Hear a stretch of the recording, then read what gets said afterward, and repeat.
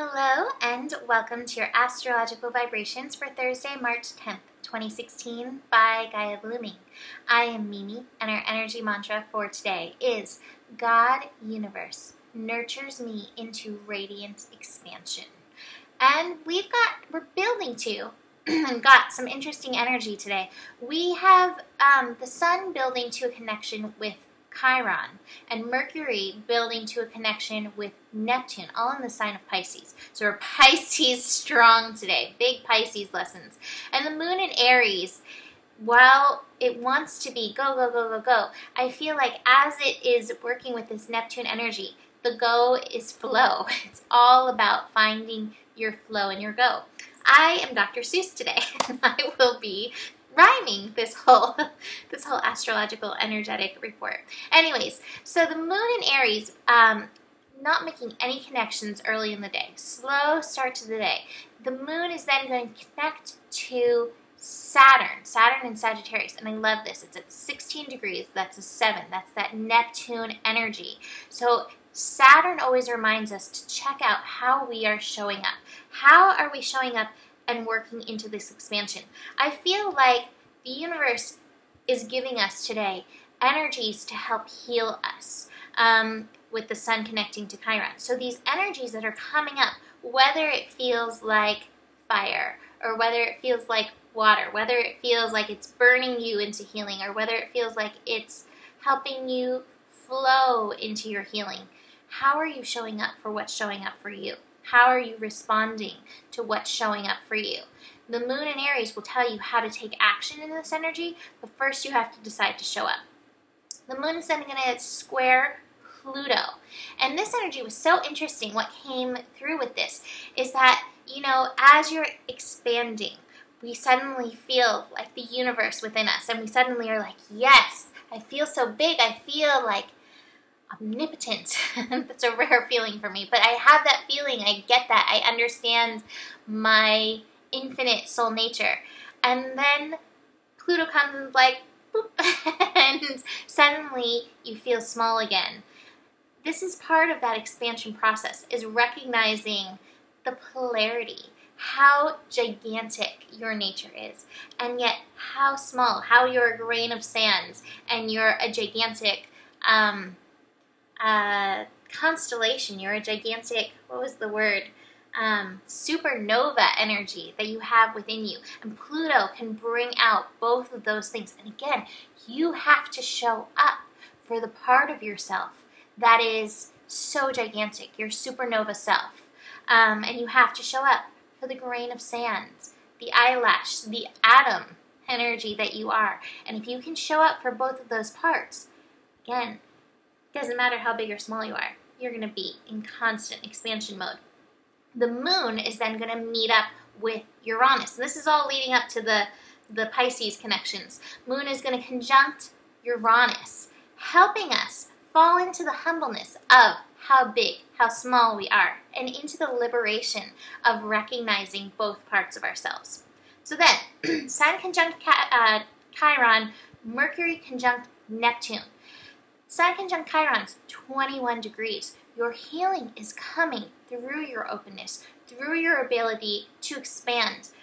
I have a understanding theory about any kind of dis-ease illness, that it's really always helping us. It's always helping clear us out. It's always helping us get more and more clear and true to who we are. And so if we can look at whatever is up in our life to bring us healing, so whether it is in a relationship, whether it is in our own health, whether it's in our own self-worth, whether it's in our career, wherever we're asking for miracles, wherever we're asking for healing, if we can take it a step further and ask it, what are you showing me about myself? How can I learn and expand deeper into myself through this process? That's going to be beautiful. Mercury conjunct Neptune brings the possibility of miracles. Again, if you're open to listen, to receive, to notice the signs. And what came up with this was really interesting. Notice the signs and don't be afraid to ask why.